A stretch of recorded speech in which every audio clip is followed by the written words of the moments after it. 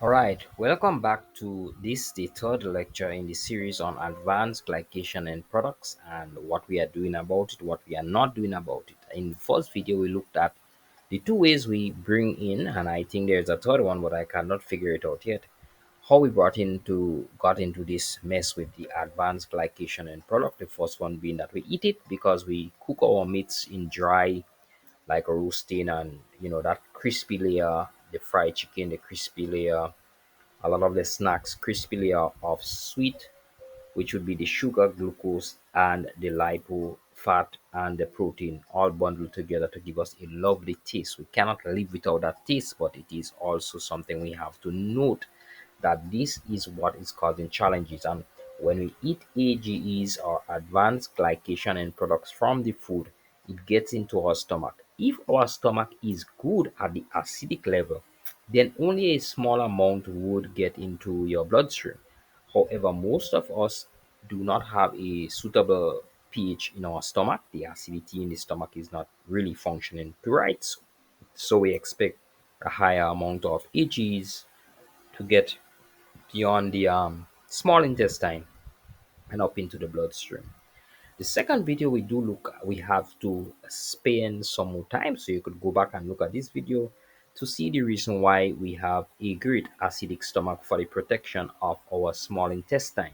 Because of the HCl pH 1 and 2, we should have that format of a protection coming from food from the outside, sterilizing foods, and also the most important for age is acidity would neutralize or decompose or uncoil or denature protein and other like products. So if you would eat something like a piece of rubber or a piece of plastic or something of that nature, and you have very good acidity in your stomach, you stand a better chance of getting away because the stomach acidity could actually persistently go and break down the molecules. Not saying that you should eat plastic or whatever.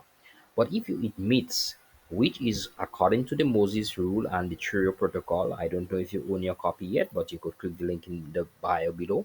You would find that the meats are going into the stomach for a few hours, 2 3 hours, and the stomach should have a pH of 1 or 2 to denature or uncoil what is called the polypeptides, because the protein is a big long snake that needs to be pulled out. Moses with his serpent pull out like a rod. Then pepsin has to wake up to cut that down into dipeptides, two peptide bonds, or two amino acids, or tripeptides, or maybe even more.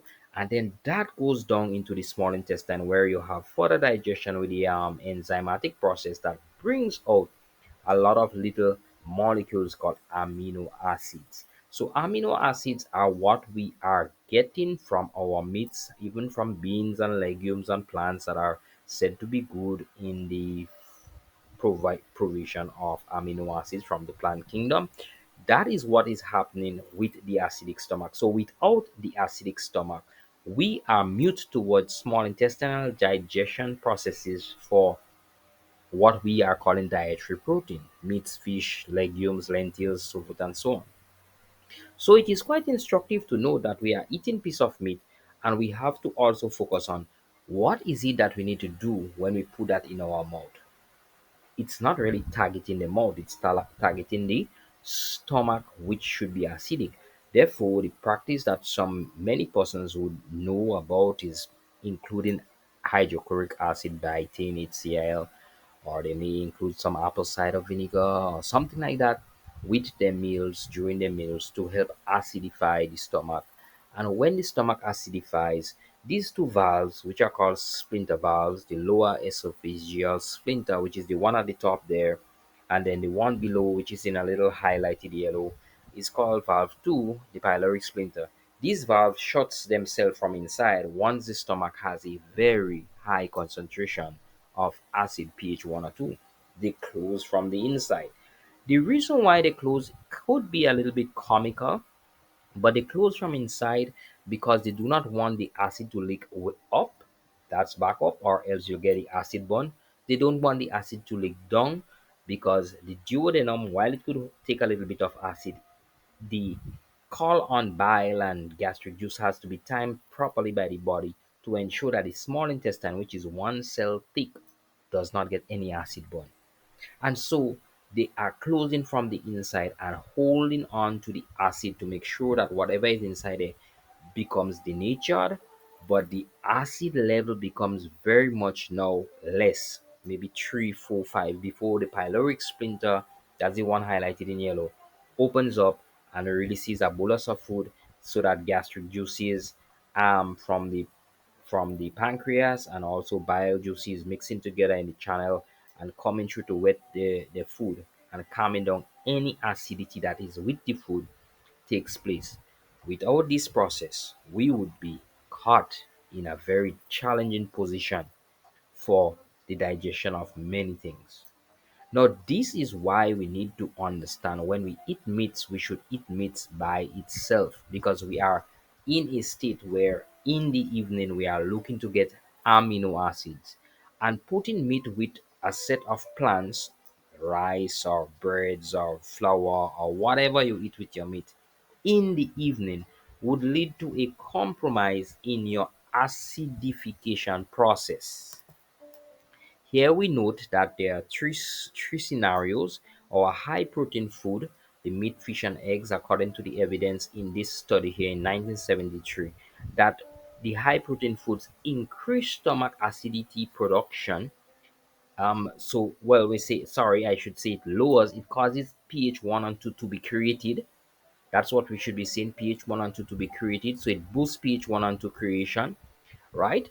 So that's evident for protein because that is what meats are. Meats are looking to stay in the stomach for a while, whereas carbohydrates is looking to have a neutral or a mild acidic response. The reason why carbohydrates has a mild acidic response, it needs the acid to sterilize any incoming pathogens, bacteria, microorganisms to kill them out. But we see that this is mild and short-lived. So carbohydrates has a neutral effect on the pH of the stomach. Therefore, it is instructive to say protein and carbohydrates in the day. Okay, fine. We have some eggs, we have some birds, we have some rice. In the day, that's fine. You get some protein digestion, you get carbohydrates digestion, which will take place in the low in the small intestine.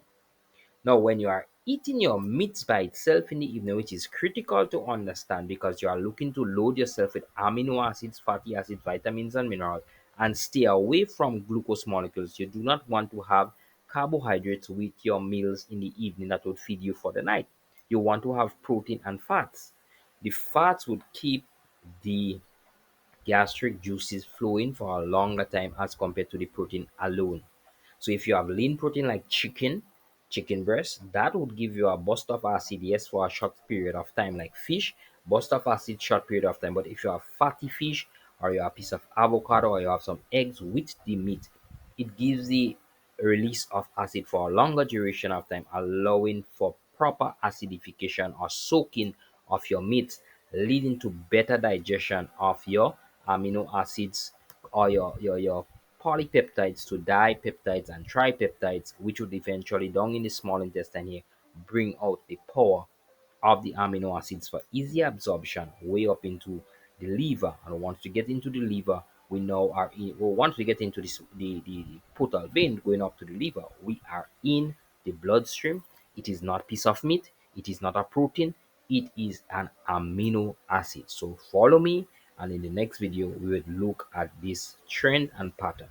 So just to conclude, fats quite critical to have with anything that we are taking to increase stomach acidity. So just in case you are having a lot of carbohydrates, you're on a plant-based diet, remember a plant-based diet is a glucose supply source diet.